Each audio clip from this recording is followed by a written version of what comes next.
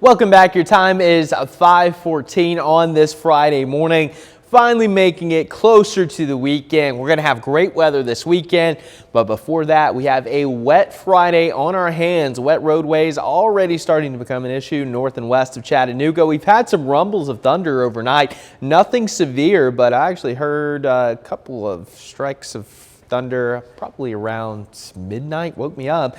So it's been pretty loud out there for some, but a lot of that's starting to move off to the north. But here's our next batch moving through northeast Alabama. Heavier rain along a line from Scottsboro up to Bridgeport. That's all going to move into parts of Marion County a little bit later on. So not very active as of now. You can see some of that heavier rain and storms that were moving through Pikeville and parts of Ray and Meigs counties are starting to shift up to the north. So we've had quite a bit of lightning and thunder in those areas, but we're starting to get a little bit of a lull before the main rain event moves through a little bit later on. So you can see the cold front coming in from the west. This is all going to shift that heavier rain into the Tennessee Valley and across North Georgia a little bit later on. But so far here in and around Chattanooga, it's been relatively quiet. You have maybe a damp roadway or two, especially north of the city, but things are looking good in downtown right now. But rain chances again are going to start to go up between, I would say, about 8 and 1 p.m. That'll be our best window for some heavier rain. A little bit of a lull this afternoon, and then we could have a few additional showers as we close out the evening. But temperatures are mild. Again, much of the month we've been waking up to below freezing temperatures. This is definitely our warmest day so far here in January, with temperatures starting in the 60s across much of the Tennessee Valley.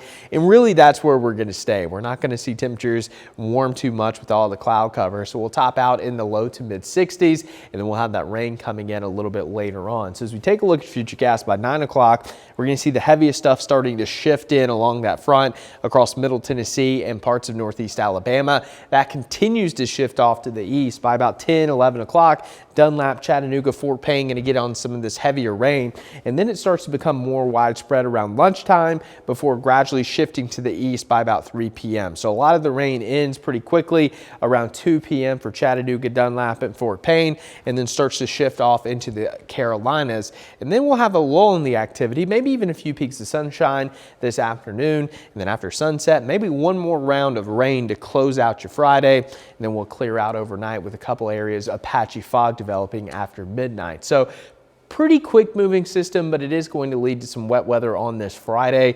Most areas will pick up, I think, at least a half of an inch, but there's going to be localized amounts that are higher than that. So I'm talking an inch to 2 inches possible, especially north and west of Chattanooga. That looks like where the axis of heaviest rain is going to set up. So Altamont down to Scottsboro up through Dayton. So we'll keep an eye on that, but nonetheless, we need the rain. It's been very dry lately, still dealing with that drought. So again, any rain that we can pick up certainly will be beneficial. It's also going to be breezy this morning. So as that main front gets a little bit closer, winds start to pick up. We could have gusts upwards of 30 miles per hour. And as that storm activity starts to ramp up this morning as well, and we could have an occasional gust of 35 miles per hour. Winds will gradually relax tonight, but still gust upwards of 20 miles per hour.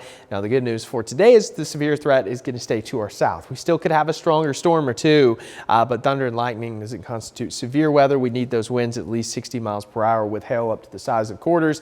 We're not going to see that today, but still could, again, have a few strong storms moving through, but that severe threat stays along the Gulf Coast on your Friday.